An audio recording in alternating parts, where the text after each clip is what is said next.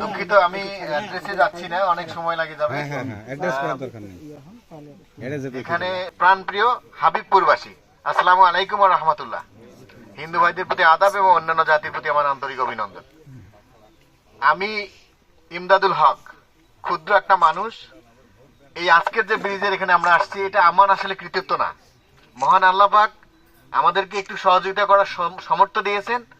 আর সেই জায়গায় এই হাবিবপুরবাসীর যে শ্রম, যে মানসিক এবং শারীরিক এবং অর্থনৈতিক, এই যে বাঁশ কালেকশনের যে বিষয়টা, এই পুরা গ্রাম বাঁশ কালেকশন আমরা পারছেন কিন্তু আপনারা ভাই।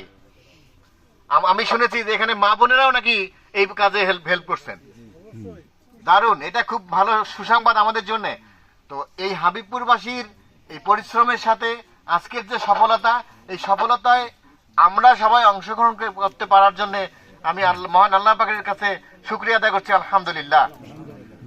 আমরা ফুলবাড়িবাসী, আমাদের সবচেয়ে বড় পরিচয় আমরা ফুলবাড়িবাসী। ফুলবাড়ির মানুষের এই ধরনের টুকিটাকি যে খারাপ সময়, খারাপ অবস্থায় আমরা পাশে থাকতে চাই। আজকে দীর্ঘদিন ধরে, এটা এতদিনে ব্রিজ হয়ে যাওয়ার কথা ছিল, কিন্তু জানি না কোন ইশারায়, মানে বা আল্লাহ পাক কবুল করেননি হয়তো, বা আমি বলবো এটাই বলবো যে আল্লাহ হয়তো বা কবুলই করেন নাই, জন্য এতদিন এখানে ব্রিজ হওয়ার কথা। এই ব্রিজ, এত বড় একটা নদী, এতগুলা মানুষের যাতায়াত, অথচ এখানে ব্রিজ নাই। এটা আমাদের ফুলবাড়িবাসী, আমরা যে পিছায় আছি, আমাদের যে পরিকল্পিতভাবে পিছায় দেওয়া হয়েছে, তার প্রমাণ এটা।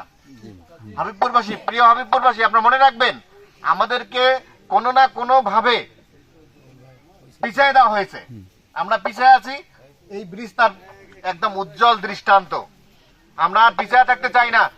প্রিয় হাবিবপুরবাসী, আপনারা যদি আমাদের পাশে থাকেন, ইনশাআল্লাহ 26 সালের মধ্যে আমরা এই ব্রিজ আদায় করে ফেলবো। কেউ হোক না কেন, আমরা আদায় করব।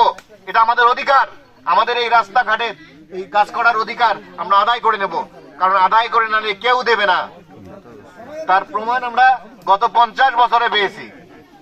আমাদের এই ফুলবাড়ির রাস্তা যতটা কাঁচা, মাঝে আমি কুমিল্লা গেছিলাম, একটা রাস্তাও কাঁচা রাস্তা নাই, একটাও না। কেন? কুমিল্লার মানুষ বাংলাদেশের মানুষ, আমরা বাংলাদেশের মানুষ না?